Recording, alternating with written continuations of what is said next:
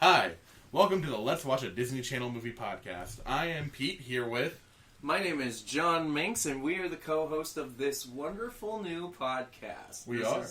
This is sort of our first test episode, right, Pete? We're just sort of, we're trying to get a feel of what we want to do here. Now, Pete and I, we had a discussion a little while ago. Yes, we about did. Disney Plus, and how Disney Plus is going to have every single fucking Disney Channel original movie. Allegedly. Now, I have gone through the list, Pete. No, I have gone through the list of the content on Disney Plus, and it does look like every single one. Okay. It does look like every single one. Like even the bad ones. Even the Shia LaBeouf one. Even the one where Shia LaBeouf plays a mentally handicapped teenager. Yes, and we will get there, folks. We will get there. And it won't be fun. Let's just put it that way. So today we are here with two of our friends. They've decided to join us for our first episode. Hopefully we will be having them for most of these or something. We're going to figure out the guest situation as we go. We have... Howdy y'all, my name is Steve. And... Hey, my name is Tyler. And we just subjected them to Halloweentown. Yes, Halloweentown. Now, Halloweentown is one of the...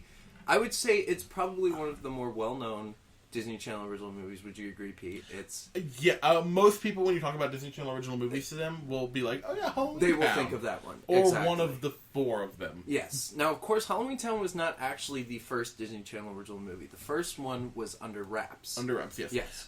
Some people might try to tell you Hocus Pocus. Hocus Pocus was not made for Disney Channel originally. No, that was actually a theatrical release. Was it actually? Yeah. And I was kind of figuring like ABC or something. You don't like Hocus Pocus. I hate Hocus Pocus. We'll get to John's hot takes later. Yeah, I have many.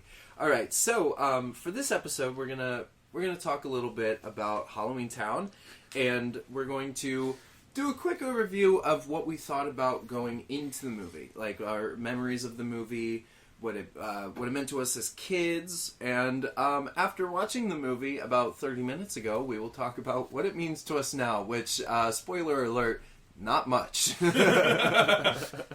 All right. So first, we're going to get into a little section here that we like to call John's Repressed Childhood Memories. Yes it is. Because going back through the list of these movies, I feel like I actually, at least the older ones, because when we get into the newer ones, Pete, I got nothing. Yeah, no. I got nothing. I think I tapped out around like Minutemen and Hatching Pete. I do remember Hatching Pete. I'm not sure. Very fitting for you. I don't think I ever watched Hatching Pete, but I remember the trailers. Yeah. I think Minutemen was the last one that I can remember. What is Hatching Pete? I've never heard of Hatching Pete. It's like a mascot and a chicken. And it's got Mitchell Musso and the guy I from vaguely Corey in the remember House, this. right? Yeah, the last one I remember was Minutemen. I think so. Minutemen was good. Yeah. At least I liked it when it came out. Yeah. Well, we shall find out one day. I hope it's so good. One day, I hope it's so good. But John, that's what I hope about a lot of these movies, honestly. And that's something I want to talk about real quick before I get into my repressed childhood memories. Is that I personally, I don't know about you guys, but personally, going into like the movie today and going into all these movies, I'm giving them the benefit of the doubt. Now, we talked about this before we watched the movie. These aren't like real movies. Yeah. You know what I mean? These are They're masterpieces. Yes, thank you, Steve. Hit it on the head. Yeah. Basically, these are TV movies. They were made for kids. I think that we will be pleasantly surprised by a lot of them, and I think we will be absolutely mortified by a lot of them. This one falls in the middle. Like, I'm assuming we're going to get stuff where jokes did not age well, or some jokes aged even better than what was intended, like the It's Lit portion. We'll get to that. We'll get to that. Yeah, there are a few things that didn't age well in this one, and I made sure to write them down. Okay, so, my repressed childhood memory that links to Halloweentown. Alright, guys, so, this is the story of why I was grounded in 5th grade and could not go trick-or-treating. It was very upsetting. Okay. So, I was in 5th grade. It was recess. As one does. It was a week before Halloween. And my friends and I, we were joking around, and there was, for recess, we were allowed to go to this, like, open area next to the playground that sort of, like, would wrap around. You're not supposed to go to where it wraps around the building. But my friends and I always had this, like, dare, and nobody was brave enough to do it, which was go around to where the teachers can't see you, pee on the side of the building. Okay? Great idea. Obviously a great idea. Yeah, fantastic. So I was the one that took it upon myself. I was like, guys, let's finally nut up, you know? Let's do this thing. Let's get this bread. So I go around the side of the building. My friends are sort of like watching out for me. And, well, I say friends, but you'll see they're not very good friends. So I go around the side of the building and I start letting loose. You know, I whip it out. I start peeing on the side of the building. And all of a sudden, I hear this very loud shriek. And then I look around, and there was a girl in my class who has seen the entire thing. She runs to the teachers. They come and get me. And then they ask my friends who are standing there, obviously, like, watching what's happening. They say, are you guys a part of this? And they said, no. They said no. So I had to go to the principal's office. I got sent home early that day, and I was not allowed to trick or treat. And I remember the principal very clearly saying to me, there's a couple things you did wrong here, John. First, it's not okay to take your pants down at recess. I did not take my pants down, okay? I whipped them out. I whipped it out over my tighty-whities. That's all I did. And then he said, you also cannot urinate in public. Something I have broken many times since then. But yeah, so that's my story for the week. Yeah. Our hope is that every one of these movies can pull back some sort of memory from John's childhood. I've already got many, Pete. When we get to the movie Genius, I'm actually embarrassed. And, I'm actually in a similar fashion, if these movies do bring up any memories for myself or our guests, we want them to share as well. Do you guys have any repressed childhood memories? About Halloween, or that Halloweentown reminds you? Oh, yeah, about Halloweentown. Yeah, whatever. or like, it's something to set the tone. Exactly. To set the tone. No. My Halloweens were, I don't know, normal. I got candy. Yeah. Nothing with Halloweentown, at least. Steve and I actually trick-or-treated almost every year together. Aww, yeah. Really? Not like intentionally. We would just like meet up and form a group. Oh, that's sweet. Yeah. I try to lose him every time, but he kept finding me. That pesky Pete. Tyler, what were your Halloweens like growing up? Mine are pretty tame. Yeah. There was one year, though, that I did just straight up dress up as a hobo. And And that wasn't in good taste, really but it's a pretty good costume. So you dress like half of the characters in this movie. Yes. Oh, and we will get into the way the characters dress in this movie. So let's move into Halloweentown itself. Now that the tone is set, we have John's childhood framing us. Absolutely. So when we sat down to watch this movie, we all wanted to talk about how we remembered the movie. So we did pre-ratings. Yeah. Right? So we're going to rate this movie. Each week we will come up with a different rating system based on the movie. We're going to do Marnie's this week? Yeah. Are we doing Marnie's this week? We're going to do Marnie's. We're going to rate it on a scale of 1 to 10. Actually, no. I propose that we do it on a scale of 1 to 10 Skeleton Pirates. Skeleton Pirates. Okay. All right. And we're going to start, right now we're going to tell you what we went in with. Yeah. At the end of the episode, we're going to revise our totals. Quite a bit. And so we'll leave you in a bit of suspense. We'll see who was crushed and who was enlightened. So if I remember correctly, I gave this movie a solid 7. Yes, you did, Pete. Pete came into it. I picked 7 because I remember the series very fondly, but most of the mental images I get when I remember it are from the second one. If the second one is the standard I'm holding the series to, I in my head, remembering this film, I compared it as about a 7. And we'll see if that holds up. John? We shall see. So I went into this. I loved this movie growing up, and I think you're right, Pete. I'm sort of like conflating the series all together, and because I grew up really liking the entire series up to the 4th one. I even like Halloweentown 3, Halloweentown High. In a future episode, I will get into my very well thought out theory that Halloweentown, the original Halloweentown trilogy, is just the original Star Wars trilogy. So on that basis, this one is New Hope. So I gave this one, I went really high here, and I gave it an 8, and we shall see how that has held up.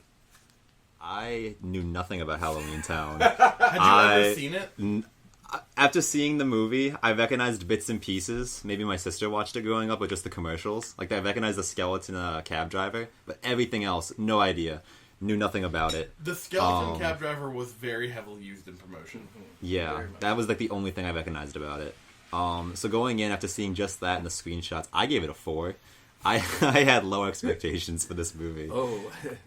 And finally? Yeah, so I fall in the same boat where, like, I think I might have watched maybe the first or the second or the third when I was growing up, but all I really remember is, like, a few fuzzy images of, I think, ended up being the third one. Like, I remember the cab driver.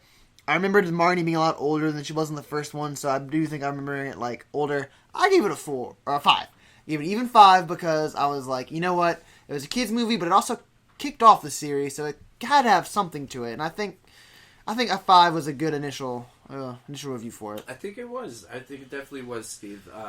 So now, here we go. Discussion of the movie, fellas. Okay, so we... Halloweentown opens on a quiet little town.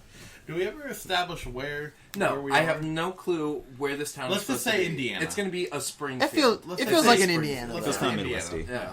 It does have a very Midwest vibe to it. It does seem like the town itself that they're in. I mean, so it's like a typical Halloween, but it does seem like Halloween is very big in this town. Yeah. Like there were a lot of kids out. That's what trick-or-treating. I'm assuming. Indiana. There's not a lot else going on there. for No, the they movie. gotta really live it up out there. You know. And I don't know what it is about any Halloween movie, but every single, like, one will start with all the kids trick-or-treating, and then all those scenes look the same. Yes. Like, no one ever tries to make trick-or-treating scenes different. It's always just a It's mess of kids it's just running everywhere. Yeah, it's just a dark street with kids just sprinting. Yeah, just everywhere. And, like, growing up, Halloween always felt like every kid had, like, a big group, and everyone moved, and, like, a... It was very scattered. Yeah. It's chaos. So we are going to loosen up and kind of jump around the movie, but we want to start with the beginning. Just to kind Oh of yeah, and I do want to bring up something that we found out before the movie, just because it's pretty interesting, and which is the budget of the film. Oh, okay, yeah. This will set the whole. This will set whole the tone. Okay, so what we found out, Tyler actually found out that the budget, it did not have a large budget. It was pitched to have a $20 million to $30 million budget. That's what they that want. makes sense. Seeing the movie, I could see that's what they would want. That's what they would want, right? So what did it go down to? What were they able to compromise for? $4 million. That is a fourth, a fifth, depending on how much it actually was. And I feel like that is even a large budget for one of these Disney Channel original movies. Like, we will get into the others. This one, I will say, like, this one, for a $4 million budget, a TV movie, it looks okay. Yeah, Like, I feel like most of that budget probably went to paying the bigger actors of the film. yes. Oh, definitely. Oh, absolutely. Like, absolutely did. Because, Absolutely. as we'll talk about, those adult actors really helped carry this movie. Ooh, and that we'll get into really deeply. So we can talk about a couple of those actors right now. Mm-hmm. So I want to know, real quick, what is everybody's MVP character or actor in this film? What is everybody's thinks gives the best performance? I think the grandma did. I forget her name, I but think that's They called her... I think her name was Maggie. They called her Aggie. Yeah. Aggie. Okay, And that Aggie, I think, was gave the strange played performance. by Chick the name. wonderful Debbie Reynolds. Mm-hmm. And Debbie Reynolds, of course, is Carrie Fisher's mother, Mm-hmm. and she's a classic actress. Like she was in a bunch of stuff, and they somehow landed her for this film, and she truly gives. Yeah, she handled some lines that I don't think I could say with a straight face. Like, Yeah, there are some heavy scenes Oh, of God. Halloweentown lore Oh. just being dropped between the mother and the grandmother, and I'm going to give her props. They drop it with sincerity. There's too much lore. Yeah, There's there's so too much much exposition. The first 30, we're going to get into it a little more in depth, but the first 35 minutes of this film is just them in a house talking about Halloweentown. with way too many close-up shots. But not even just talking about Halloween. Just talking about their lives and their dead fathers. Yes, I mean, They really drilled that home. It Yeah. really, and I don't remember that stuff from the movie, and it's funny, like, watching it now, it's like... When you're a kid, you don't pick up on the tragedy of life aspects. And I Yeah. remember the first 30 minutes of that movie, I'd always be doing something else, you know, like, it would be on TV, but it'd be like, I'm waiting to get to the good stuff, I'm waiting to get to Yeah, Halloween I'm my stuff, Game you know? Boy, or I'm drawing. Yeah, or or you just, like, flip the channels late and caught it, like, halfway through. Yeah. Yeah. It is definitely a family drama for the first 30 minutes. It is a family. It is. It a felt heavy mostly family like drama. that. It's a family drama I all the agree. way through. I agree. But But the first 30 minutes, is the there's worst. nothing supernatural. There's Nope. like the grandma's bag has some stuff. We're gonna have there's some stuff that comes out of grandma's bag that I want to bring up. Ew. Ooh, Pete. But the opening scene begins with Marnie and her two friends. Marnie and her two friends. Yes. Yeah. And real quick, just because Oh. if we don't get to it, I'll forget about it. Okay. The Calabar versus Calabar thing, which is in the credits. Oh! All right. So here's the thing: in the credits in the subtitles throughout the whole. and the subtitles, yes, the villain of the piece. Oh, whatever. Spoiler alert. His name is Calabar. Okay. In the credits, it's spelled with a C. Calabar. Now, the second movie is Halloweentown 2, Calabar's Revenge. In that movie, it is spelled with a K, and I want to know what the fuck is up with this bullshit. Yeah, when along the line where they're like, a K is definitely more sinister. I mean, it is. It is. Yeah, have you ever seen Mortal Kombat? I'm gonna Or heard of the Ku when we Klux eventually Klan. get to Oh, when I we- did it.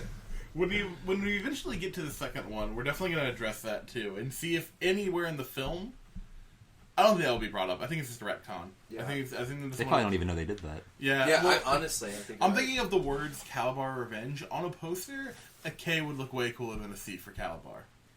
absolutely. Like, yeah. Alright, I don't know why I wrote this, but forget that house. I saw that on your notes and I had no clue what that I have meant. no clue. There's a lot like that. Forget Oh, that house. alright, so there's a scene where it like leads us in from the trick-or-treaters into the household of the Cromwells. There are these kids stop outside the window and Marnie's like wistfully looking out and they're like, oh, why don't we go to that house? And one of the kid goes, oh, forget about that house. Yes, And it's like, thank you, Steve. Wha- Thank you. Why that's not how people talk. Well, so that was the thing. Marnie's friends were kind of not nice to her. They were actually kind of mean to their friend, and they go into actually a pretty long little spiel, the two of them, about how fucking weird Marnie is. She's All into quite the alternative. vampires and the Frankenstein's monsters and all this, when in reality she was just a goth girl before it was cool. yeah. You know that Marnie today would be writing fan fiction. Oh, Oh, she has a Tumblr. absolutely. Oh, 9 yeah. different Wattpad accounts, like Yes. 7 different like Tumblr accounts. Oh, absolutely. Okay, so Also, I want to you say Marnie's friends were kind of mean to her, but Marnie throughout this whole movie is a fucking savage. yes, she is you're right. always mouthing off to everybody No. and has a quick comeback. You're right. They very quickly want to establish that she's a weird girl. She's not like other girls. Her friends talk about it. Her siblings talk about it. Like, she's not... But the entire movie, she doesn't do anything that I would say that's not normal. Yeah. No. You're right. Yeah, no, she never comes off. Her as brother's like the a weird weird one. girl. Like, so Yeah. they talk about how she's obsessed with all these weird things. They don't go to Halloweentown and she has some expert knowledge of, like, gremlins and skeletons. She's just as lost as the brother Yeah. and the sister. She actually does a pretty shitty job. The sister is actually better at all this stuff than she Yeah, is. no. If you watch this movie, Marnie does nothing magical. Not No. a single thing she does is magical. Especially not You're her so performance. right. She never casts a spell correctly. She She, doesn't never fly on her remembers own. anything. No. No. Yeah. Her little sister, who's like also a witch, does all the magic stuff without actually realizing it.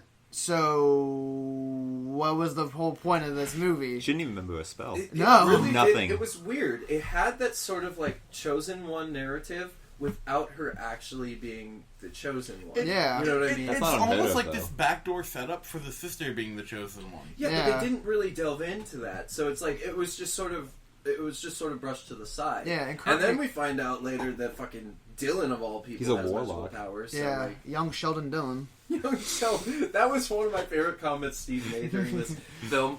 Was there's just a close up? Oh, we're gonna get to that by the way. Well, let's set the stage with the characters. Yeah, So when absolutely. when we start talking about all these scenes, people will know who we're talking about. Yes, exactly. Okay, so I think I can rattle. I want to see if I can rattle all the characters in this movie off the top of my Okay, head. go for it. So let's go with the Cromwell family. Cromwell's. There's Agatha the grandma. Mm-hmm. There's Gwen. What was her name? What I think was it the is mom's Gwen. name? Is Was Gwen it the It was mom? Gwen, yeah. It was Gwen. Okay. Gwen the mom. Then we have the 3 siblings. We have Sophie. Yes. Sophie, No, the go in youngest order. daughter. Marnie's the oldest. Then Dylan. Marnie, the oldest daughter. Then we have Dylan, the middle brother. Yeah. And then we have Soapy or Sophie, the young daughter. And all three of the kids are defined by one character trait. Yes. Marnie is weird and independent. Quote unquote. Quote weird. unquote I've been weird. told she's weird. Yeah. Dylan is an incel. Dylan fucking sucks. Like, let's be. Dylan's your classic Redditor. Actually, if you look at it from a scientific ass point, it actually does this. He is Every he is- line. Every line. He is all about facts and logic and spends the second half of this movie believing he is in a catatonic dream state. Oh god, it's so dumb. Then we move on to the sister, Sophie, who doesn't really have a character. She's just a plot device. Yeah, she's- absolutely yeah. right. She was still the best character, though. Yeah. The best kid, at least. Yeah. She was. And then, so moving outside of the family. The grandma's a little eccentric, but she's very caring. Maybe she's a little very- racist, but most grandmas are. And the mom is very... the mom does love her mom and her kids, but is very protective of them and wants to shield them from this world. Which we're going to get into We're later gonna have a in this. debate. Yeah, But we're gonna have a debate. moving on to the Halloweentown characters. We have Benny, the cab driver. Yes. yeah, the skeleton that everyone knows. He's a skeleton. He doesn't have a large role, really, I but thought he he's was going to very be in the movie impactful. so much more. He has, like, 2 scenes. Then we have Calabar, the mayor, warlock of the town. He, in a twist, I'm going to spoil it right now because we already spoiled Go it. for it. Yeah. He's the bad guy. I can't believe he spoiled that for me during the movie. A guy named didn't see it coming. Calabar is the bad. What, did you actually not see it coming? No, I did not see it coming. And then you just casually like, oh yeah, he's the bad guy. I did. Just. I mean, You ruined Halloweentown for me. While he is Oh, the I bad did. guy, he does spend the first half of the movie just doing magic tricks. Yeah, One sure, of them was very football. uncomfortable. I won't talk about once we get to that part of the movie. Yeah. Yeah. There's a Um, lot of uncomfortable And then, moments. I think the only other character is Luke, right? Well, we've got Luke, which our little is e-boy. the other lead character. Luke is a fuckboy. He's a fuckboy. I don't know how else to He describe it. looks. If you go on TikTok right now, you'll find him. Oh yeah, you'll see. Yeah. Luke. He's got You'll- his you'll definitely cool see black Luke. pants and his wallet chain, his And cool his vest. His Joker Oh, vest. that vest. His Yeah. Joker vest. And he is consistently smirking or grimacing. Yes. Trying to act all cool. Saying everyone should be He's a little nice to skater boy. him. Yeah. And his entire motivation is nothing. No. Nothing. No. Yeah. He's We got shoot learned, him we, he had a learned, we motivation. learned that he worked He for the does. bad guy to be handsome, We'll get to that. But- that's a whole other but thing. he just changes on such a dime. He does. That it doesn't He matter does. in the end. He flip flops a lot. Now, but then there is. Don't forget, she's a minor character. She's an important character. Harriet? She's the heart of the fucking movie. Harriet. Oh, Harriet. Yeah, Okay, we're gonna Harriet. Yeah, I was gonna say Harriet. That was my favorite monster. Harriet was your favorite That's monster. like the one monster All I right. hated. So Then real quick, other quick featured monsters we Yeah. have are Werewolf Barber, Werewolf Barber, Who's God. absolutely flamboyant. Goblin Oh, yeah. Vampire, Goblin Vampire. Goblin Dentist Vampire Patient, and Fat Ghost. Yes, Fat Ghost. Those are 3 characters that are somewhat important once the plot finally kicks in 60 minutes into the film. Yeah. There's also a very important character to me personally, and that was a goblin who was just dummy thick, and all the background scenes had an ass like you wouldn't believe. He All right. was cheeked up Cheeked up. on a Thursday afternoon. Hella ass. It was just Nowhere else to go. and so many gratuitous shots of that ass. Like, Yeah. I mean, I think a pervert made Plus, this that was the film. little I boy's mean, costume from earlier It in the movie. was. Because he was cheeked up when he It was wore the exact same costume that Dylan wore. It was the costume that the given him those grandmother cheeks. brought to him. Yeah, it was this movie's strange. All right, So we're hopping around a bit. we are. Now that we've established the characters, let's Yeah. break this down into chunks. Okay, let's so go to we chunks. can hop around within the chunks. Yeah. Let's start off with the discussion of the first chunk of the movie. Yep. The Cromwell's household. Okay, This so is the first 40-ish minutes of the 35. it was 40 30. I like believe the it first was solid about half. 35 Yeah, minutes yeah. of the film took place in their house. in a household. And I agree with. I think Steve brought up the point. I don't think this was a set. I think this was an actual house. Yes. Because every camera angle looked like they were cramped in trying to film these children. The close-ups. That was killing me. There was 30 minutes of extreme close-ups on these characters, and the problem is that only about like 70% of them were in focus. So it was actually kind of like straining for my eyes as we were watching it. And we learned that this house is not allowed to practice Halloween. They don't decorate. They don't celebrate. Yep. They're not allowed to trick or treat. No. It's just a normal night for them. There's a bizarre scene with a cookie. I hated that. Yeah, I hated don't know. that. I guess they're leaving the cookies out for like Halloween Santa or something. I don't know. Yeah. Well, also remember, what is it that Dylan says? I wrote a little note here, but gives kids dumb ideas about magic.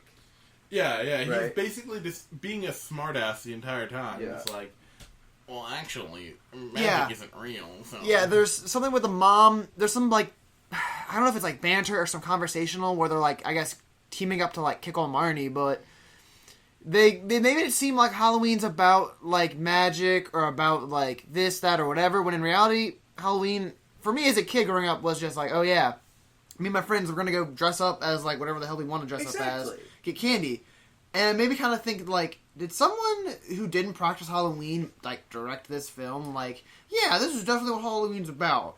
Yeah. Yeah, it sounded like all of those complaints that parents had when like Harry Potter came out, like it was dangerous for kids, or like, you know, because there was like that whole movement of the Christians that were like trying to ban Harry Potter and stuff. It like had that sort of feel to it. Oh, within the the household. book in series franchise that ripped off this movie, yes. Oh Yeah. yeah. By the way, Harry Potter obviously stole everything from Halloweentown, Yeah. and we'll get more into that as well. So we've got all of this discussion between Marnie and her siblings. Marnie loves Halloween. Marnie wants to love Halloween. The mom has all but banned it. All but banned it. And Marnie claims that since she is 13 years old, she is old enough to make decisions regarding her life. Exactly. Yeah, classic, preteen, teen movie. I'm 13, I can do what I want. I'm basically an adult.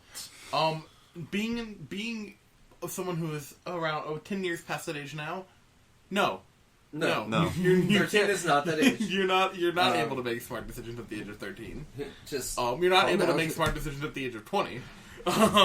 So then the movie, as we have touched on a little bit, God, so much exposition and a lot of it really dark. The dad. The dad is dead, and the little daughter... In classic Disney fashion, we have dead parent. Yep. The, Always gotta vote the mom. youngest daughter, seemingly being at peace with the death of the dad, says, "Don't bring up dad, it will bum mom out." Yep. Which is a very sad Which implies that there was at one point a family fight where a kid was like, yeah, you know what? Well, if dad was still here, he'd let me do this. And the mom There cried. is. About a cookie. About a cookie. Dad would let me have a cookie. Absolutely. God, what a fucking burn. So then Grandma comes in. Okay. Yeah, Agatha, Agatha. the wonderful Debbie Reynolds. And truly the performance that holds it together. I agree. She is really, really great. And I think the mom, I don't know the actress's name, but she actually did play April O'Neil in the first Teenage Mutant Ninja Turtles movie. Mm-hmm. And the two of them, they really have like this very dynamic relationship. Like you can... I might be butchering the name, but her name is Judith Hogue. Judith Hogue, yes, Judith that's Hogue. right, Judith Hogue. And she's done some other stuff too, and you can tell though, these are the two most seasoned actors in the film. And they do a great job. I mean, I think that they really spell out the relationship between the mother and the daughter. It's it's actually compelling at times when they're fighting. I mean, it gets repetitive. And it definitely gets kind of grating, but they do a great job, the two of them, and they sell some really bad dialogue. And I believe is it Aggie or is it Gwen that says the now iconic line of being normal is vastly overrated? Aggie. That's Aggie. Yeah. Yes. Okay. So she arrives on a flying bus in the world's best green screen of a smoky sky. And her bag follows her. This is a very... They establish that the bag is sentient, maybe? It's like a dog. At the very least, it has like a base sentience. And it follows her, and it's also a bag of holding. Yeah. Oh, but let's talk about the contents of the bag. One of my favorite parts of the whole movie. Okay, so once you pull out an entire skeleton, the kids do not question this. Nope. No. That is the first one, but then there is a great line. Hey, look! A pentagram! Yeah. Marnie will then proceeds to wear this pentagram the entirety of the film. Yeah, and it's implied that it's an important magical item, but the movie never actually states that the one she's wearing is. No, it doesn't. They never acknowledge It's it just again. a pentagram. Yeah, Yeah. they don't. You're right. Well, they do later in Halloweentown, but I don't remember. It's nothing important. Again, it's nothing important at all. But then, so after that, we get a jar of eyeballs, right? Just get a jar of human Just eyeballs. a jar of human eyeballs. And then my favorite thing that started to give me questions: the hieroglyphics. So that's another thing about this movie. Is this a combination of like lore from around the world? Yeah, absolutely. Steve said it best. This is like American Gods. But This for is Halloween. Like, yeah, but for Halloween. It's like there's just, they use so many different mythological creatures and explanations for things. But they Merlin is also a part of it. can't. Merlin, Yeah. King Arthur. Yeah, they The Civil implied War. that pentagram is the medallion of Merlin or something like that, but they never actually stated So it. what they just want to say is that Grandma's a devil worshiper. Yeah. Yes. Also, I would also like to point out that like there's a pentagram. They actually just say, "Hey, it's a pentagram." There's like a bunch of hieroglyphics. Talk about the Book of the Dead.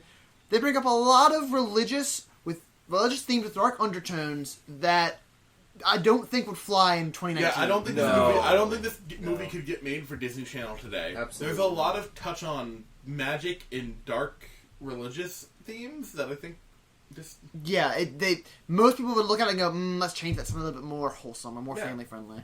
Well, and also another thing about this movie that's really interesting and doesn't work well within the context of the movie is they bring up what is sort of an allegory for racism yeah. throughout the film. It's like Yeah, they lightly touch on it a lot. they do. They lightly touch on I it. think they way more hit it in the Halloweentown High movie. Yes, But absolutely. I think this is where they start sprinkling it in. They start sprinkling it in, and they so that we have these two separate worlds. We have the real world, the world that we know, where we celebrate Halloween and we practice these traditions, and we have Halloweentown, where all of these traditions actually come from. Yeah. And it's described to us by Aggie, who obviously has these really wonderful feelings about Halloweentown, and she describes it as this just amazing place where people of all different monster Races. types. Yeah, yes, exactly. They all Almost- races. There may be like 4 of every type of monster, basically. Yeah. Like, it's a very diverse town. Yeah, you have the actual gremlins. Mm-hmm. You have mummies. You have people with pumpkin heads. Yes. You have a Civil War soldier. Yeah. That was that blew my mind. Literally, you've got all of these creatures, and then you have a Civil War soldier. Did you guys notice the real estate agent? That No. was just Where was a he? regular real estate agent that was selling a house to a monster, but he was dressed completely normal. There was a milkman. There was an abominable snowman, which is Yeah. back to the Oh, monster side. Yeti was my favorite monster. There was a fishman. The fishman Yeah. was cool. But There they was called just a him blonde Snotman. girl at They one did point. call him- There's just a There girl was standing Harriet. behind them, yeah. Yeah. You could have argued that that was some like banshee or something. You could have gotten away with that. Yeah. Yes, it hand waved it. Oh, they're whatever. So with the Civil War soldier and also the Royal Guard, the London Guard, guard We have one I of those. think, Steve I think pointed out during the movie, I think they in fact did just raid a party city. And Yes. when they ran out of Halloween costumes, they grabbed whatever else was available. Well, and that's the thing about the movie, though. There's some costumes that are very detailed and actually pretty cool. Does anyone remember if the Civil War soldier was Union or Confederacy? I only It saw was like- blue. it was Yeah, he blue. was just solid Okay. blue. It was Okay, blue. okay. Yeah, it was definitely blue. I wish they took a stance like that. But it was weird. He had like the cap and like a rifle, but then it also just sort of looked like a band leader jacket as well. Yeah. So it was weird. They But probably did have like a patch they took off or something. yeah. I also would like to point out that if the Civil War is in Halloweentown, that either means there's a Civil War in Halloweentown, or that the Halloween monsters caused a Civil War in the American Civil War. You can't change my mind. Okay, I do want to point something out, guys. I know I'm jumping back, but we need to talk about one of my favorite moments of the film, and everybody here I know really enjoyed this. Deja vu. Oh yeah. So Deja vu. in 2 different instances, Marnie says deja vu.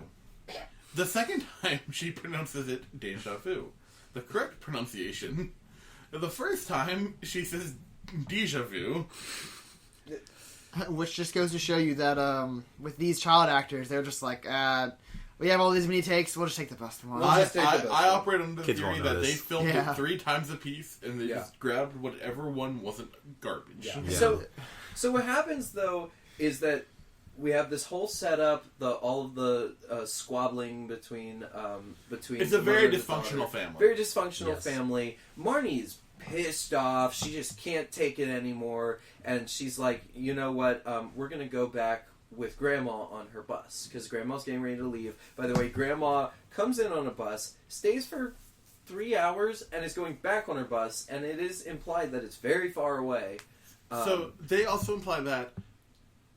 So at the movie doesn't really know what it's going for. No. The first part of the movie, they make it seem like she could only visit through the barrier on Halloween. Well, they said it at the end of the movie too. They do. Yeah. Because they're like, oh, can you They watch do. it on Thursday nights? And she's like, I can only come back on Halloween night. Oh, so I suppose when they were trying to buy the ticket and they said the bus was broken down, it was still before Halloween had ended in the Well, they real also world. said time is really weird. Yeah. They But kind of handle anything that can kind of help them out with the plot, where they don't have to restrain time, they Well, just do that in there. I know in the future movies they do definitely deal with the portal of Halloweentown. Yeah, that's But true. so far in this one, all we know is that she has to leave before midnight and the human world hits. Yep. So basically, the kids hatch a scheme. We think it's just Dylan and Marnie who sneak onto the back of the bus. They end up in Halloweentown, and surprise, Dylan surprise. at some point changes out of his pajamas into Yeah. khaki slacks, a button-up shirt, and a shirt tucked No. into- Okay, I fully believe that Dylan's punk ass just wore that under his pajamas, and he always does. He's just always ready to go and be the stick in the mud that he is. But They creep on through the emergency door of the bus. yes, Yes. Which I don't think is physically they possible. break in, and then we get our first taste of plot device Sophie.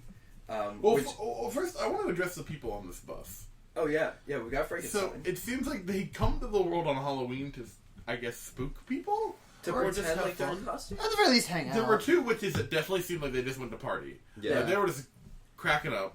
But There the was a funny- Frankenstein. The funny thing about it is, because they are so obviously Halloween costumes to us as viewers, you can believe that they would go into the real world and just pretend to be people in Halloween costumes. As Steve pointed out, that I brought the question that what did they notice immediately when getting on this bus that these people are not normal? Yeah. Steve did point out Took a while. it is public transportation. Yeah. so, you know. Everyone looks like a monster. Oh, that's good. Okay, so then we get into Halloweentown. We've already talked about some of the patrons of Halloweentown. We were all like looking out for like the creatures that we really enjoyed. Pete, which is why we are doing the Skeleton Pirates as our rating, because I agree, Pete, the Skeleton Pirate.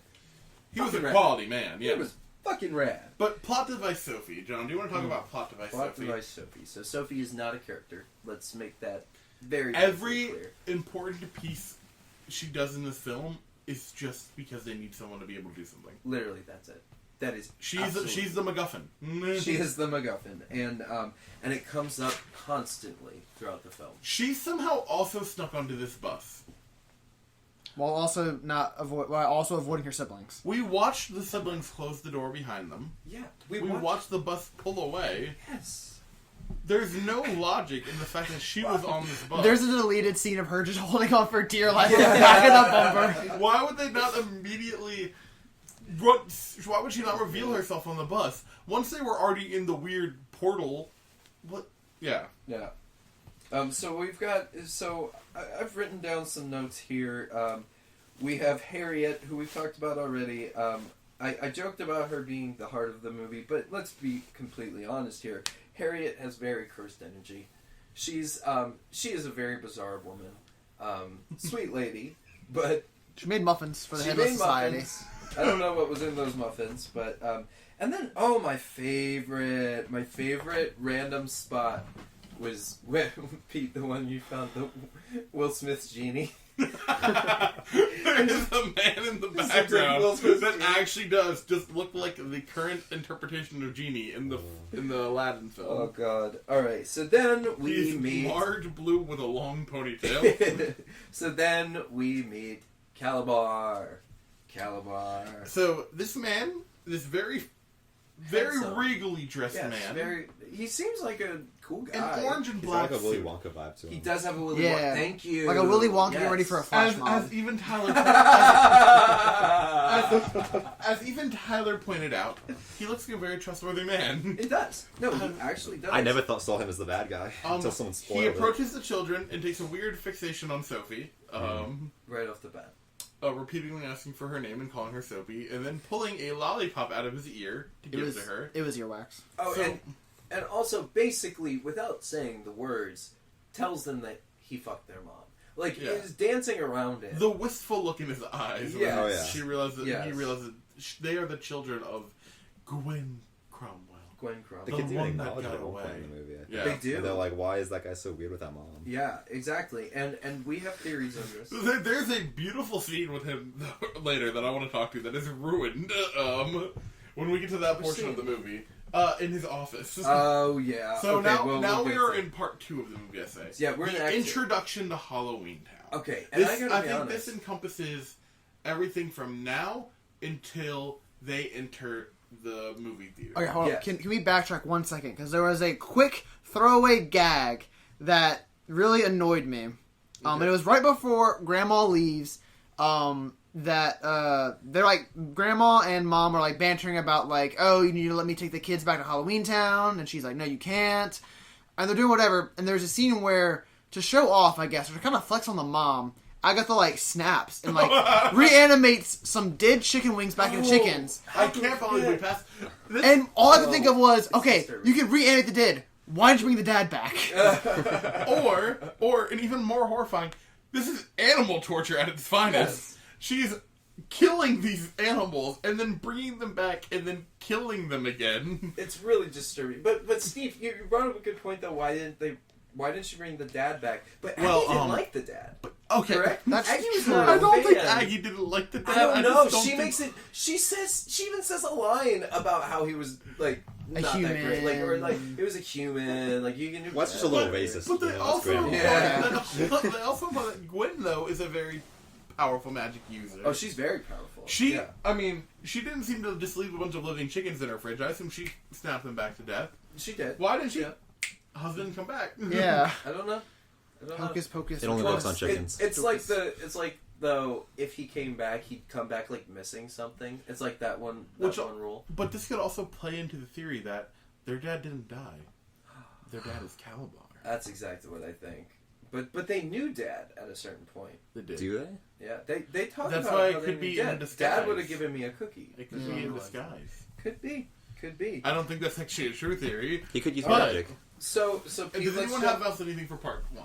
That was all I had. I just wanted to bring that part up. 1 is exhausted for me because It of all felt the info. it felt like 2 times longer than the rest so of the film. exhausting. It's so exhausting. And here's the thing: we get into the next section, which is not as exhausting with the info dump, but I feel like is just boring. I feel like part 2, like nothing of consequence except for being in Halloweentown, except for meeting some of the creatures. That part just dragged. We've got the highlight of Benny. We got meeting Calabar. Everything that leads up to one of the big set pieces in the movie theater. Yeah. But I feel like this is where the movie just sort of like starts to fall apart. Yeah, and it really shouldn't have. Like, if you think they're walking around Halloweentown, like a town called Halloweentown, like it'd be really fun. Really, Lots of cool yeah. things, but it was like They didn't do a bad job of making it seem filled with life. There are always extras in the background, Yeah. but they could have. But it's not lively. It's not like No, it's not. exactly. It's like a mannequin almost. It's like Exactly. it has this image of being alive, but it doesn't. The only people we're introduced with are these weird skit monsters, basically. Yeah, who Yeah. are introduced for like a gag or a one line or whatever, and then they're immediately We don't see the world fleshed out with real people. It's just a bunch of caricatures. This and there's isn't right. and there's no plot in those moments. That it's literally just let's get a sense of what Halloweentown is, but it doesn't do a good job of world building because it's not whimsical. It's not fun. It's like, oh, here's a joke about a guy who is a big Elvis fan trying to sell a broom. Like, Yeah. and then Like, was he a war hero? Like, did he murder people in Vietnam? Like, come on, I want I to know would these see things. that movie. I would see that movie. So the best effect in this would be we back and forth. We've been given an animatronic based on interviews. oh man, After Calabar calls a cab to bring the children to their grandmother's house. And the best part of the movie. And we meet Benny the cab driver, who is just a skeleton. This is Pretty an spooky. impressive scene in the movie. Because it is not particularly well written, but the guy... John, I'm gonna be frank with you. It's not well written. Is anything in this film? No. No. But, so the thing about Benny is finally, because I feel like we've got all these, like, background characters and just, like, little one-off characters in Halloweentown that are just not interesting. Like, they're just costumes, right? Benny is, with the voice performance and the animatronics and the way the kids even interact with the animatronic Benny, it's like, it's the first part of the movie that actually feels alive. Yeah. You know what I mean? Up until that point, the movie is just so much needless drama. Benny seems like more of a real character than half of the costumed characters. Yes, that we meet. absolutely. And And even he doesn't do anything particularly well to be that. He's No. just there. he's just there. His jokes aren't funny. No. Like, they're not funny jokes, but he's charming. There's something charming about it, and we find out later that he is a foil for Calabar, and that becomes important later in the film. Mm-hmm. But Benny is like to me, he's always the character I remembered as a kid too. I was like waiting to get to that Benny part. Like, Yeah, I really the skeleton, wanted to, the funny skeleton man. Exactly. Oh, it's the skeleton guy. Anyways, Benny brings them to the house where we get. I hated think this watching the scene. whole movie, we can say this is probably the best joke in the film. Which one? Oh About no! the Well, microwave? first, let's get them into the house. Oh. Yeah, because they pull up to the house and he pulls off, and they talk about how something skeleton is driving, and then the dumb smart brother is like, oh well, you know they have animatronics just like that in Disney World. I'd believe it. And it's like, Fuck that haha, joke. haha, we get it. Disney. And so haha. the grandma's house is locked with a padlock. Yeah. So they try to start talking about how they should use their magic to unlock it. I'm gonna be honest, I kind of zoned out. Next thing I know, the sister turned it into a frog. Yeah, Yeah. well, so Marnie tries very half-assedly, like Good old- really just good old come on, college Marnie. try. Come on, Yeah. Marnie. No, I wouldn't even give it that much credit. She says abracadabra at one point. Like, come on, All the you're, different you're stuff, into yeah. this weird shit. Fucking commit, Marnie. She's not. She's a poser. She wants to be weird, but she doesn't know anything weird. Yeah, I couldn't agree more. I could not agree more. So, anyways, Sophie is the one that actually Again, a plot device. plot Yeah. device, Which actually is gets them in. Counter number one for Sophie being the magical one, not Marnie. Yeah, exactly. And so, and literally all Sophie says was, "Oh, I just wished it was a frog." Okay. And then it was a frog on the ground. It It was just a hands frog on down, the there's a frog on the ground. Okay, Sophie, cool. She's a little... What can she will into reality? So I thought Not her until Not her dad. does she want him back? Yes, she does. Yeah, He no. gives her cookies. Okay, Yeah. until we got to that scene, Yeah. I thought that the grandma was messing with stuff and floated the cookie over to her. Was that her will floating the cookie over to her? That was the Yes, daughter. but- But all because- she Yeah. all she did was wish that this frog or this lock was a frog, and there it was. Yeah. Did she pull this cookie with her? Yes, magical ability? because she did. remember a little bit later, the mom talks about how she hid the powers from Marnie when she was a kid, and she's doing the same thing for Sophie. Okay. So that was what she was doing. So two scenes in this movie got a legitimate laugh out of me. Not one of us having to make an additional joke. One was a small chuckle. One was an actual laugh. The one that got an actual laugh was not meant to be a joke, and we'll get to it when we get to Act 3 of the film. This one, though, is the instant brewing witch's brew. That was funny. That's actually a pretty That was clever funny. thing. Well, and I like that about the movie. I mean, it There's got a little bit of annoying. world building too.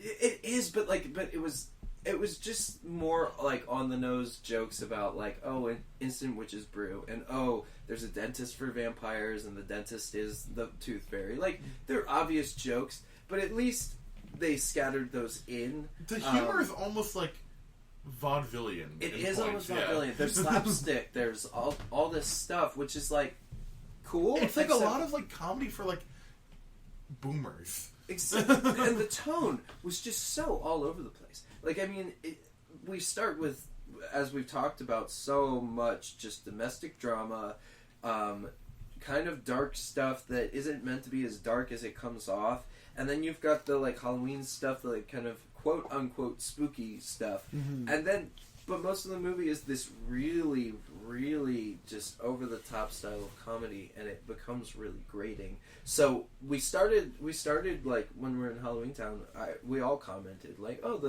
the instant witch's brew, that's funny, and then oh, the microwave, that's funny. You know, What that was it the kind of microwave stuff. said? It was like... What did the microwave? Bubble, say? tubble, choil, and tubble. That's what it was. That's It had like fucking little witches vibes. That's on it. clever. Yeah. That's like It's a good joke. Plus, it's not like it's not in your face about it. It's just it's Yeah. on screen. It's subtle. If you pick it up, it's fine. If not, it goes on. Grandma's house was the cavalcade of things. It was. Yeah. It was. Okay, so let's move along a little bit here, guys, because we understand. I in do want to this scene- say that we have probably hit about 48 minutes on the recording, Okay, so that's we fine. all know where we are at this moment. Great. Okay. So let's get to the next part of the film, Okay. which All right. we need to talk about real quick that in this scene at Aggie's house, we do find out about the potion, right? Well, so this is where Aggie explains to us that there's a darkness. There's a darkness in we Halloween. look into a cauldron, Yes, we look into a and we cauldron. see an evil Emperor Palpatine. Does she call it the witch's glass? Yes, Yeah. shove the witch's glass. Yeah, the witch's glass. So she's able to see. That's sort of like her way to see. I Just was to check in on unclear things. To in kind of check in on things. watch everything. But she can look into the real world with that too, Yes, correct? she That's does. what She kept an eye on them. Yes, yes. So she then, watched them all be conceived. exactly, and we find out that that's reasons why some of her friends are acting weird. Like Harriet looks different than she used to. Is acting a little down, a little weird. We find out that the pumpkin, which used to be this big, bright, beautiful pumpkin that was lit, is now dull, and it's not lit anymore. We'll get to that. But the problem that's happening is she's trying to brew this potion in the microwave. Yeah. To reignite Merlin's wand. Merlin's wand again. The confusion of the mythology is Bizarre. It's bizarre. Let's not sugarcoat it. They just threw whatever they wanted. They threw whatever They just stole wanted. from everything. Yeah. So then, basically, Gwen shows up.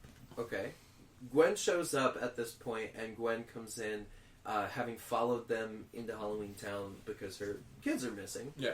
And she's trying to find her kids, and she's obviously very mad at Aggie. At this point, the kids are helping Aggie find ingredients. Yes. And they go to an ice cream parlor Oh man. where they run back into Calabar. And Calabar, this is really again, fixates onto Sophie, so creepy. calling her Sophie, and pulls an ice cream sundae out of his pants. No, it Look, doesn't look like you're it's not out of kidding. a pocket. It looks like he reaches down his belt and pulls out a sundae. You're not kidding. She It eats the was- sundae though. She does eat the She wouldn't eat the lollipop from his ear, but the ice cream sundae from his crotch, she all eats over it. that crotch sundae. Oh god. So then, what happens at the point? I'm blanking. we meet the Yeti. The mom shows up. There's a big family fight Yeah. about how she doesn't want to raise. Boring. Boring.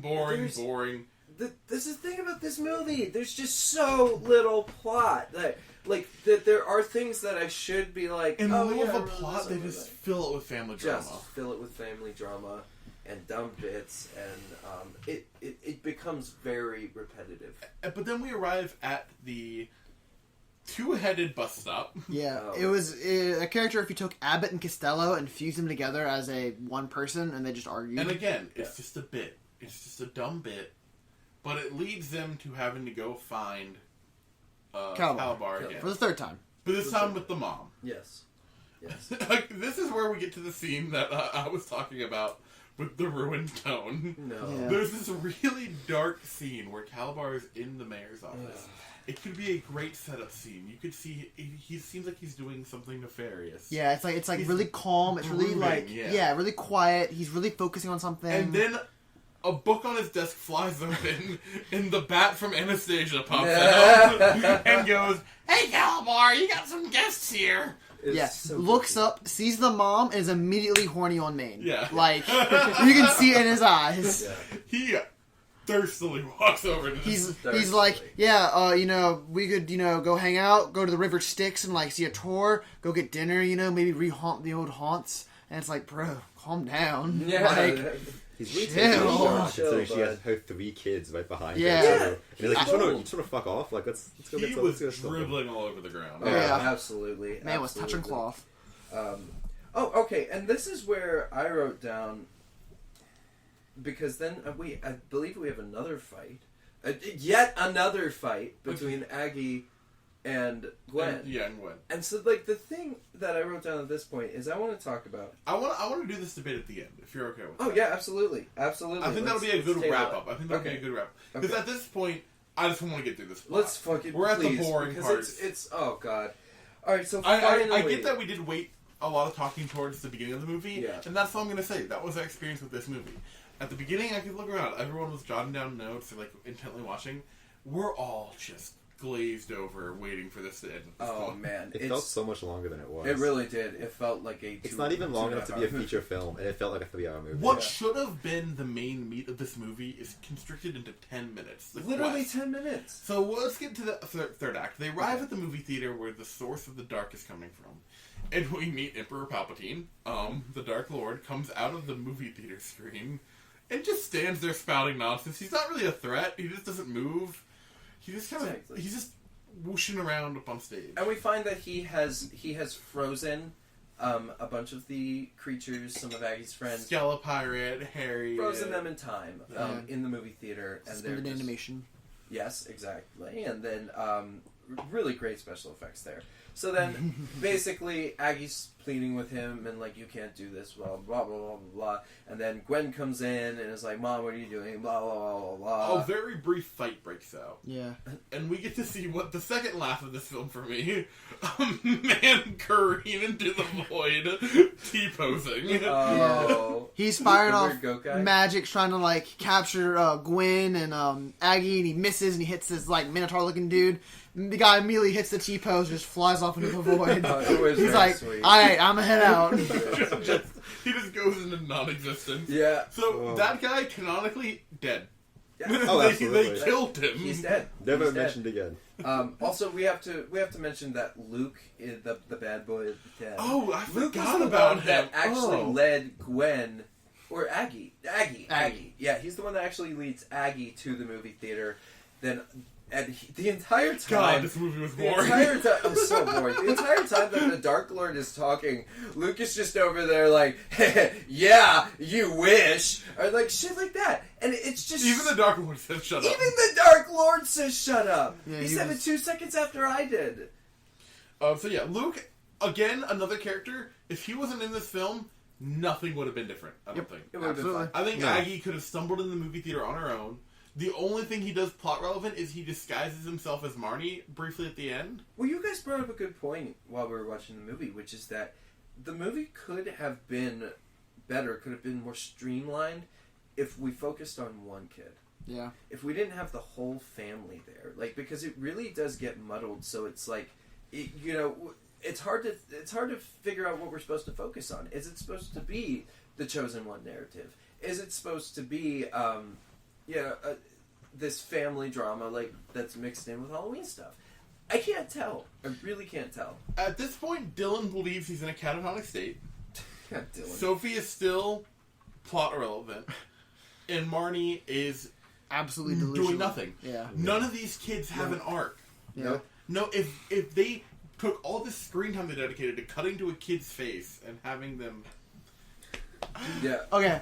So when you said Dylan believes in a catatonic state, early in the film when he's talking about how bad Halloween is, he does bring up the fact about the whole razor blade and the apples, which means that yes, this film is acknowledging back when people used to think that people would put drugs in candy. You think Dylan thinks he ate just like a really, really like I got like a weed Twix or something, and he's just like on the couch right now, just fucking blitz. He's like, Mom didn't make regular cookies tonight. He did eat Yeah. a lot of his grandma's Yeah, he candy did. from that magic bag. Yeah. Oh, God. So in his mind, Dylan he's just believes high as right shit. now. Yeah, he's high as Oh my fuck god, right I now. love that. He's toasted right now, It's man. visual. So, Dylan is vibing. He's vibing. so He needed a God. vibe check. All right, so this is where the plot kicks in, and we get 10 minutes of it. So I just want to can we just briefly go through this because it's this part of the movie. The monster so annoying. hits Aggie and Gwen with the freezing spell, and they're frozen, but just lets the kids walk over to the door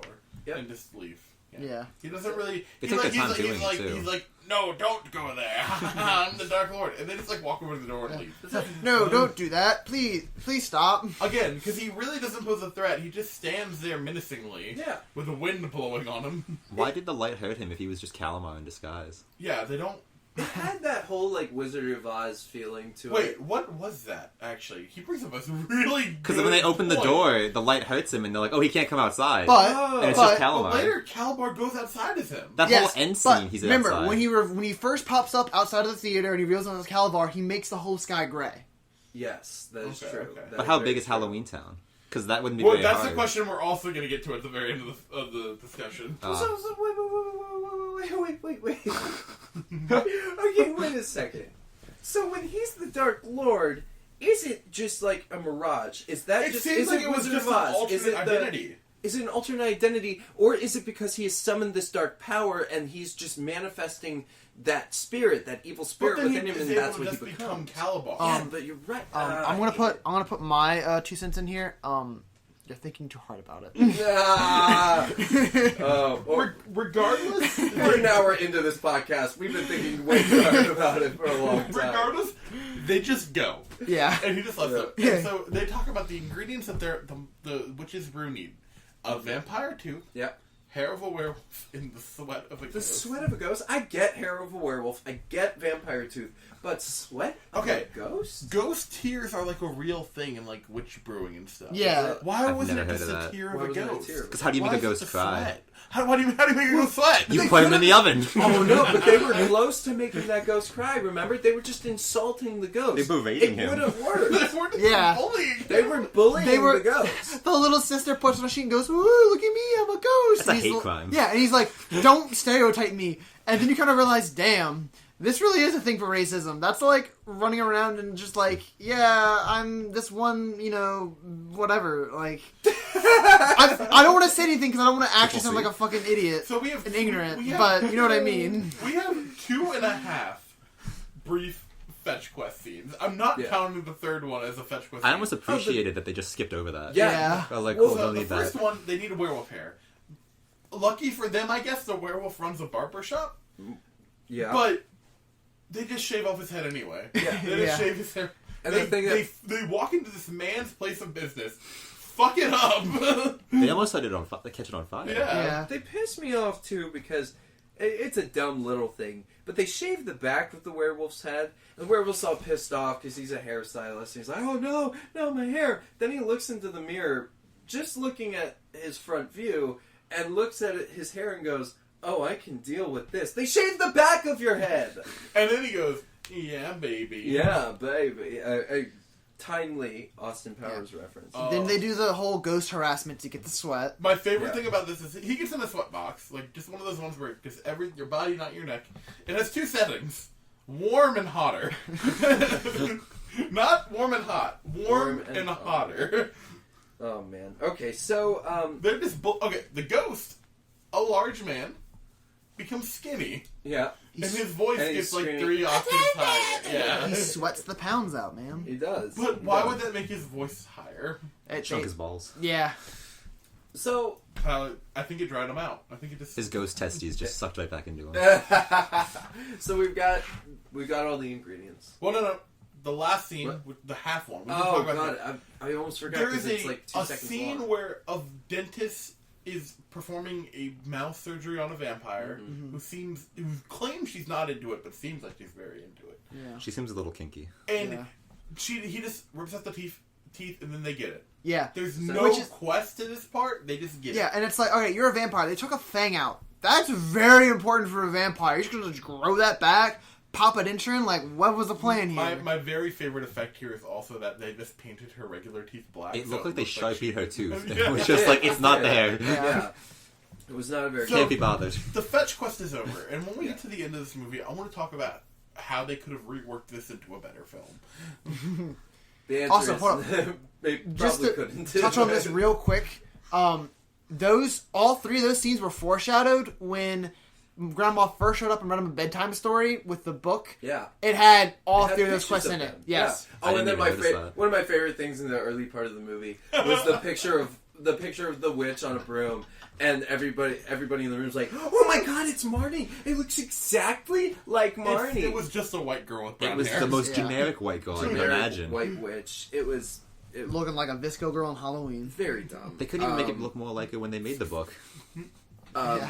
Oh god, I wrote this down. I don't think it's safe for the What are you podcast. pointing I'm at? gonna say it anyways. You, Pete, when did you say slay some 13-year-old puss? When did you say that? Because I wrote it down. That was at the end. I know when that was. Oh, God. No, that was actually right here. I think it was right here.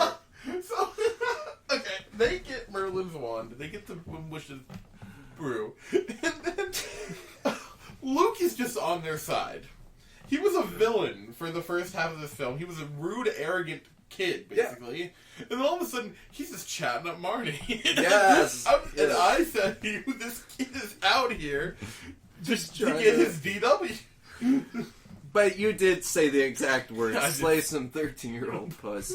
You did feel immediately terrible. I did. So at least you have that, Pete. But I couldn't not Hey, write it was it down. another child talking Yes. to a child. Yes. So- that does not make it better. No. So after they have the ingredients for the witch's brew, they're trying to. Luke joins them on this quest. At this Luke point. joins them, exactly. They tried to put the witch's brew into the Merlin's Merlin's lightsaber. lightsaber. Yes, It looks they- like the best thing compared to it looks like the PlayStation Move controller. It Yes. does. Yes. Yes. Oh, it absolutely does. I thought the Yes. same thing. It's just a stick with a glowy orb on the Absolutely end. does. And they're having trouble igniting it, like having trouble summoning its powers. Correct. So then we have fucking plot device Sophie.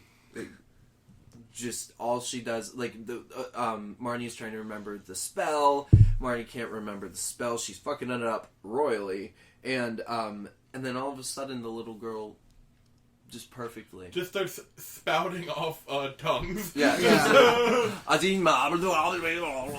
And claims that she just makes songs and remembers things that sound cool. And it's like, maybe no. if they had set that up in the beginning of the No. film. But that's the problem. But it just happened. And there's so much in this movie that's like that, which is amazing that they actually foreshadowed the quest thing at the Yeah. beginning with the book, like because Yeah. that's one of the only things. But everything else The is writer just had such a a idea. coincidence. The writer had one idea. Yeah. All right, and then we get to the end of the movie, which is wrapped up so quickly, Okay, so so quickly. Calabar decides to reveal himself as the Dark Lord. The Dark Lord appears on the building and becomes Calabar and starts talking about how they're going to go into the real world and take their territory Yeah, back. take their territory back. He gets red hats for everybody. Make Halloweentown great again. And the town seems very neutral. Yeah, they're like- they don't They're just waiting seem to see really who wins. opposed. They're not scared. They're just No, watching. they're not scared. They're like, we can do this. Like, I wouldn't mind more territory, but at the same time, like, I gotta pick up the kids from a soccer game at 2. So It's a like, very distant scene of just. It's like, are the people into this? Like, is this what they want? They are like monsters. You have to believe So- that there are some people in Halloweentown that are down for that plan. Yeah. You know, but then there's other people that are vehemently opposed to it. Luke is very wishy-washy because he doesn't really have a political stance. He just wants to be handsome. And wants to. yeah, Some of my favorite lines. Okay, so real quickly, basically we find out that Luke kind of sacrifices himself. Correct? Like he tries to run away, disguised as Marnie. Calabar zaps him, and then we excuse me, we find out what Luke really is. Luke is a very ugly goblin.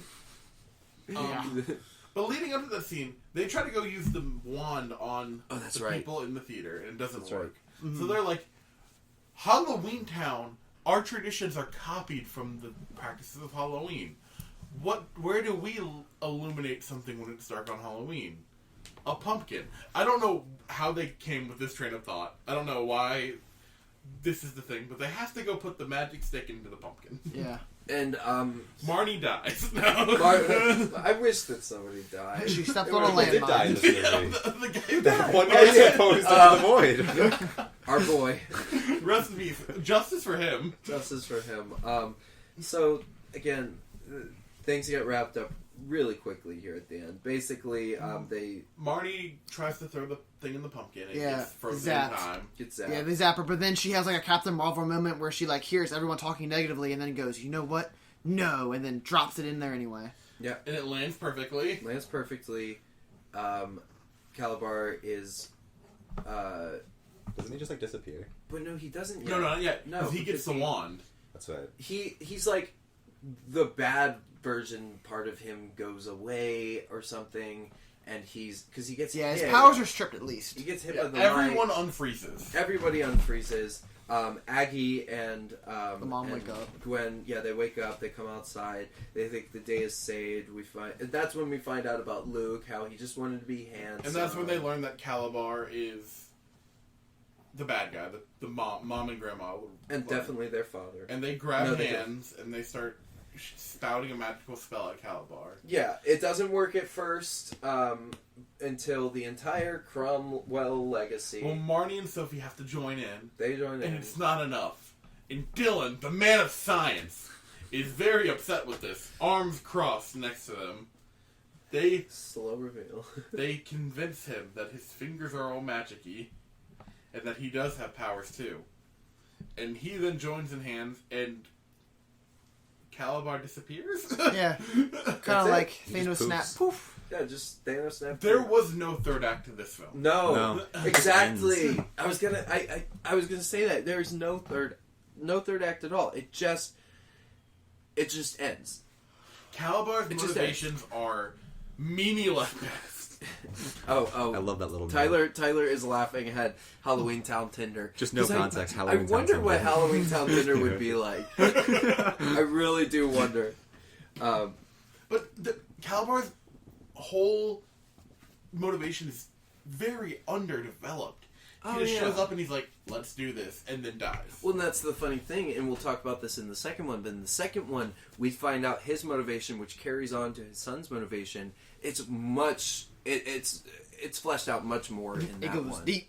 It goes real deep, and that's why it's the Empire Strikes Back of the series. But anyways, so Everyone starts cheering for them. everybody starts cheering. The people who are very nonplussed by the whole Calabar thing. And then basically it ends with the mom says, "You know what, Aggie, my mother, witch lady, you can come live with us." How And about they're that? all like, yay, Grandma! She's like, and I guess you can teach Marnie how to be a witch or something. Yeah, and then Roll credits. and then it ends. It just fucking ends. There's like it wraps up so quickly. I don't care about the end of this movie at all. I loved this movie as a kid, but guys, sorry. Before we get to the end of the episode here, one more thing about the movie. The best line in the film is, and it's only funny now. It would not have been funny back then.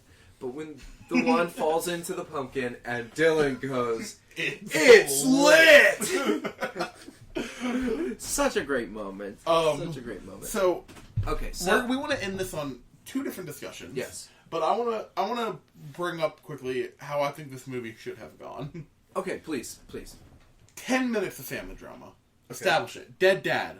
Mom and daughter stress relationship. Yeah, single mother stress relationship. One kid. If we want all three kids, I'll put that in. Okay, we'll keep the three kids. I won't change it that drastically. Mm-hmm. But Dead dad, strained family, Halloweentown. Yep. Make Marnie actually weird. Yeah.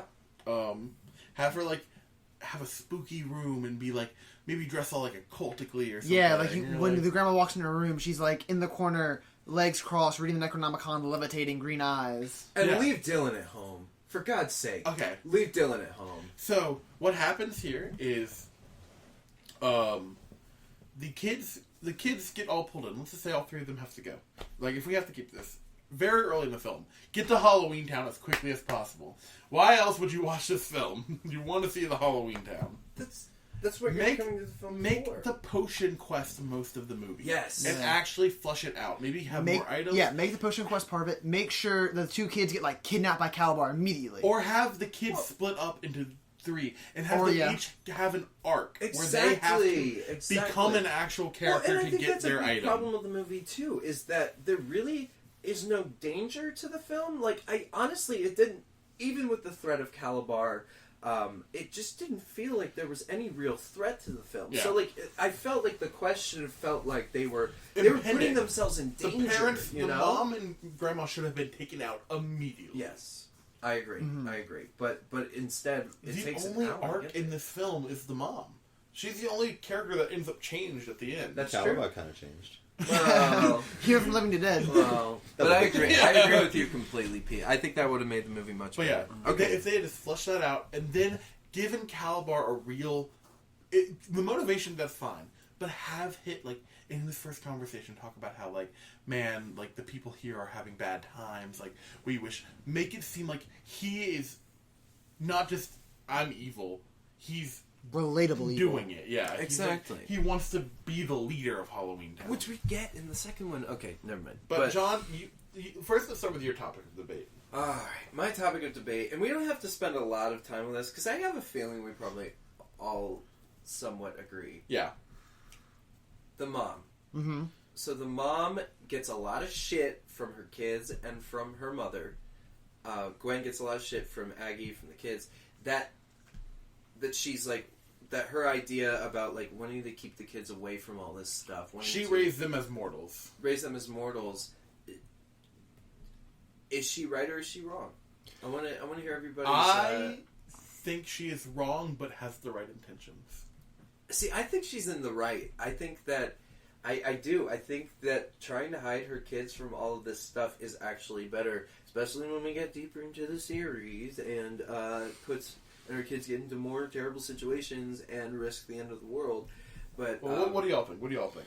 I think that the mom was in the right because you're telling me that the mom doesn't want her kids to be in a world where you can literally reanimate dead things into life. thank you. You're in a world where, all this crazy ass shit's happening. Like, hey, vampires are there, which implies they still drink blood and they could probably kill you. And there's a werewolf, Yeah. and it's like, yeah, no, you probably don't want your kids to be in this. Exactly. And you're getting ice cream sundaes out of a man's pants. Yeah. Tyler, how do you feel? I agree. I think that the mom was in the right, but I think she should have at least taught them about their powers. Maybe raise them in the real world. well, especially with like how much they're accidentally doing it by like having cookies fly to them and stuff like that. Clearly, it's an issue. Or maybe not made it so important as it seemed like with her mom did with her. It definitely seemed like they did not have a good time growing up. I think No. that was definitely her big complaint. Honestly, it seemed like Aggie was sort of an absent mother in a lot of ways. But if you learned when you were like a teenager, if you learned you had magical powers and your parents hid it for you just because they didn't want you to learn about it, I'd be you'd mad. You'd be a little I'd, upset, right? I'd be so edgy Yeah. mad. No, I would. And that's what you would become the next villain. You'd Yeah. All right. So we've settled that debate. I think My debate is, what's the geography of Halloweentown? Like How Flat Earth. far does it go? Is Flat it a Earth. flat plane? It is Can I- only that city square. That's can it. I give my answer real quick? Yes. I honestly don't give a shit anymore. It's like the lore. It's just, and only because the lore is so confused that and that's. I believe, if I'm not wrong, Pete, and we'll figure this out. I believe in Calabar's Revenge they do a much better job of Yeah. showing us that geography. Because that plays into my rework of it. If they had established that Halloweentown was like 3 square miles, and it was just a town in a boring, nothingless existence, then hell yeah, I'd want to get out of there. Yeah. They went from like Indiana to like Montana. Well, that's the problem. Is Halloweentown just seemed like regular ass life with monsters in it. There was nothing exciting about it. Like, they all have boring jobs, like we do, in regular ass, Yeah. in the regular ass. And I think I agree with John at this point. I don't think I can talk about any more Halloweentown. no, I gotta. Let's just wrap it up, guys. So, Let's, does anyone have any closing thoughts before we give our final reviews? I would like to point out that Halloweentown is the only Halloween isekai. It's not an isekai though. They don't die. You don't have to die to be an isekai. But they don't get... They It's a debate was for it another daytime episode. in Halloween? It's a debate for another episode. Tyler, bring that point up. Why was please. it daytime and Halloween time the entire movie? It was Is just... there ever a shot of night there? No. The only dark scene was in the movie I theater. think in the second movie we get nighttime. Yeah. But if it's Halloween every single day, wouldn't it be nighttime? What if that's the torturous existence they live in? They never get to trick or treat. Because they look so out of It never place, like becomes just like nighttime. walking around. They're all my dressed God. up for Halloween, That's but a they can good never point. experience it. That's a good... Some of the Okay. background characters look Do you have cool. any I was- closing thoughts? So originally going into this podcast, I was like, okay, it's October. Maybe we can do the first 2 Halloween towns. I'm okay with taking a break From from Halloween. Halloween Town. Well, yeah, and I think that'll make it easier when we come back to the second one, because I gotta be honest with you guys, I was excited about this episode. I was excited about watching the movie. Yeah, I and thought this it was going to be a strong I start. really thought this was, in my eyes, this was always one of the best ones. I This thought was, my concern was that we weren't going to have a lot of fun content because it was a good movie. Yeah. But instead, we didn't have a lot of fun content because it's a boring movie. It is a very, and I it's think a that's very safe, boring family drama set in a Halloween that world. is the major flaw of this movie. So I want to get into our final ratings here. How many Marnies are we going to give? Skeleton Pirates. Skeleton. Thank you. Sorry, I'm already muddling it myself. Okay, I'm gonna start off strong. Okay, in what this did you, first? So remember, Pete, you gave this a 7. You gave this a 7 Marnies coming in. Skeleton Pirates. God damn it! This is episode 1. I'm coming out swinging. 3 out of 10. Skeleton Pirates. That's Impress me, Disney Channel movies. I want to be impressed. it seems a little harsh, Pete, but I'll get to my rating in a second. Steve, I'm sticking with the 5 out of 10 Skeleton Pirates because you know what? It's done a lot of good setting up in the grand scheme of I mean, things. I it's changed charming. mine, so There's charming moments. Yeah, it was lit. Tyler? I gave it a 4, and it was exactly what I expected, honestly. I didn't expect so much lore for such a nothing movie, but I'm sticking with the 4. The movie is all lore. It's no movie. It's all lore, no movie, but not good lore. No. Confusing lore. No, John, It's a I feel kids' like movie. you're Didn't going to need be that the much lore. most generous of us all. No. I started with an 8, and this is crushing me right now, guys. Like, I wanted that 8 to be the truth. I'm here for the hot take. Where are you going? Spill the beans. I'm going way down here, guys. One. I think Halloweentown... Now, I need to watch a lot more of these movies, as we will.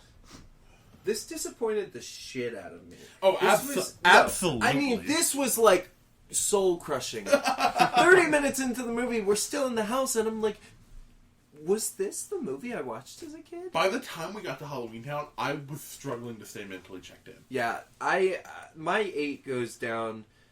I'm with you, Pete. It's a 3. Hell yeah, John! It's a 3. I gotta be honest. This movie, there's just but here's the thing. And we talked about this earlier. Like, we can't judge these movies like real movies sometimes. Like, sometimes we're gonna have to be a little bit more lenient on these things. But I think because it's a movie with such a strong concept, a movie that I remember so fondly, and so many people remember so fondly, and that's why I have the Hocus Pocus thing. It's because it's remembered so fondly by people, but it always bothers me. I'm like, but try to look. That movie is very flawed. You know, Hocus Pocus is a very flawed film, and I think for actually similar reasons to Halloweentown. Mm-hmm. I think Hocus Pocus is better, though.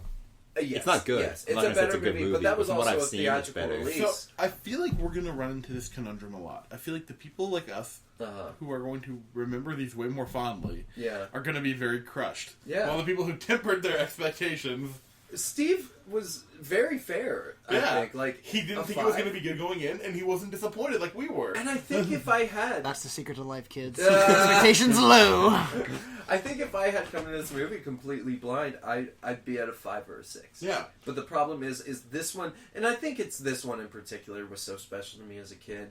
But I'm looking back, and I now think watching everything the I loved movie about now, the series is from the second one. I think you're right. But if we watch the second one and I'm just as crushed, Oh, we'll get there. We'll get there. But my thing too is just I think I remembered the good moments of this film fondly and forgot all the rest. So Benny. And Benny's the big one. I remember Benny. I remember Luke being ugly. I remember some of the cool creatures. I remember Calabar. I remember... I believe that if they had written him well, Calabar would have been a very good villain. And that's funny. I think the actor had the chops to do it too. He's a better villain in the film where he doesn't appear. Yeah. Because his influence is there, you Yeah. know, and that's what's interesting to me. It's all about like the influence he has left and the legacy.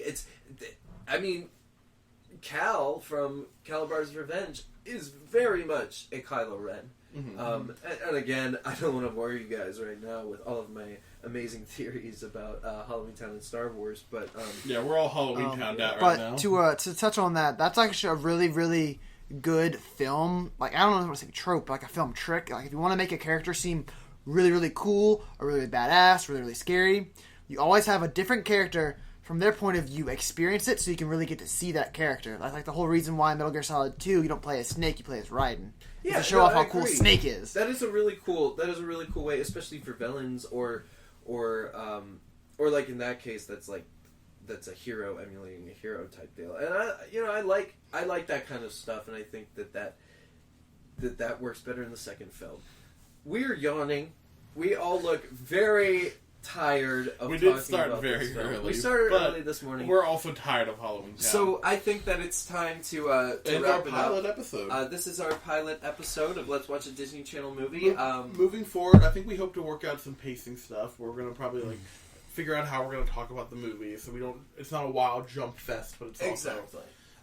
I think we're not locking ourselves in, but I think our current plans next week is Lemonade Mouth. Yeah, I think that's going to be the case. We're going to try to do Lemonade Mouth, a movie that I personally have never seen. Yeah, I've not seen either. So That my one's gonna crush me if expectations it's are- not good. So I checked out of Disney Channel movies around Minutemen, but somehow one hazy 12 o'clock night, this stumbled onto the Disney Channel, and I, in my catatonic state, was like, I'm gonna watch this. And I Lemonade watched Mouth? it. Yeah, And you've seen it? Yes. Do you remember anything?